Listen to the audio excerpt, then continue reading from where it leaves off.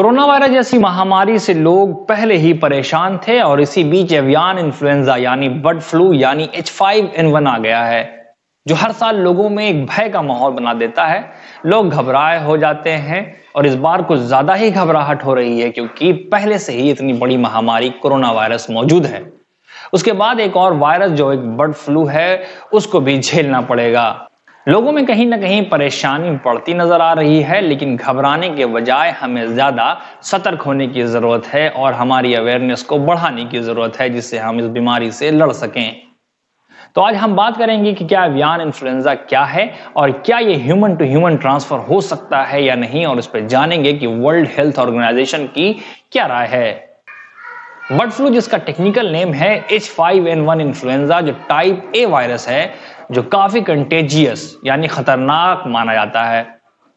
यह आसानी से फैलने वाला वायरस है जो आमतौर पर पक्षियों में फैलता है और उन्हीं के बीच रहता है, परंतु कभी कभी ये पक्षियों से इंसानों तक भी पहुंच जाता है। बर्ड फ्लू के कई स्ट्रेन हैं। अब स्ट्रेन शब्द से हम सब काफी वाकिफ हैं क्योंकि कोरोना वायरस ने लोगों को काफी जागरूक कर दिया है। आपने यूके स्ट्रेन, नाइजीरियन स्ट्रेन जैसे शब्दों को सुना ही होगा। उसी तरीके से बर्ड फ्लू के भी कई स्ट्रेन हैं, जैसे H7N2, H7N9 जैसे स्ट्रेन। इन सब वायरस में H5N1 वायरस जो है वो काफी लीथल यानी खतरनाक माना जाता है।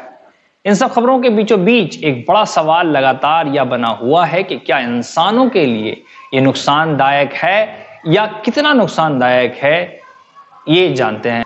ज्यादातर मामलों में देखा गया है कि पोल्ट्री बर्ड जैसे डक यानी बत्तख, चिकन यानी मुर्गा मुर्गी, क्वेल यानी बटेर जैसे पक्षी जो हैं इन सब वायरसों को कैरी करते हैं और कभी कभी ये जंप होकर मैमल्स में भी चले जाते हैं यानी पिग, हॉर्स, डॉग्स। इन सब जानवरों को जब इंसान कंज्यूम करते हैं और खाते हैं तो ये वायरस इंसानों में ट्रांसमिट हो जाते हैं। अब बताते हैं कि सबसे पहला केस जो है बर्ड फ्लू का पूरे विश्व में कहां आया था। तो हांगकांग, जो स्पेशल एडमिनिस्ट्रेटिव रीजन है चाइना का, वहां सबसे पहली दफा बर्ड फ्लू के केस इंसानों में पाए गए थे। 18 लोग इसकी चपेट में आए थे, जिसमें से 6 लोग की मौत हो गई थी।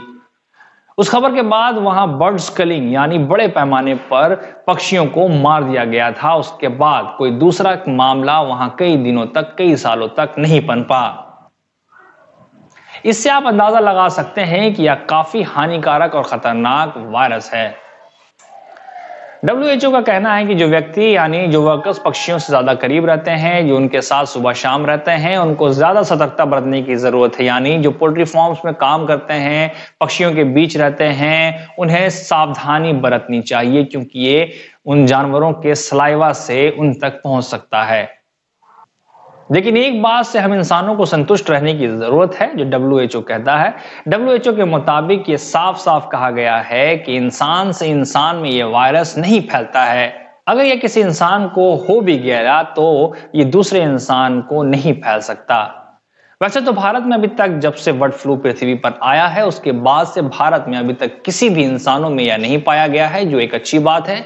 परंतु अगर इंसानों में पाया भी गया तो वह इंसानों से इंसानों में ट्रांसमिट नहीं होगा, ऐसा WHO का कहना है। और अब बात करते हैं कि क्या चिकन अंडा हम खा सकते हैं या नहीं।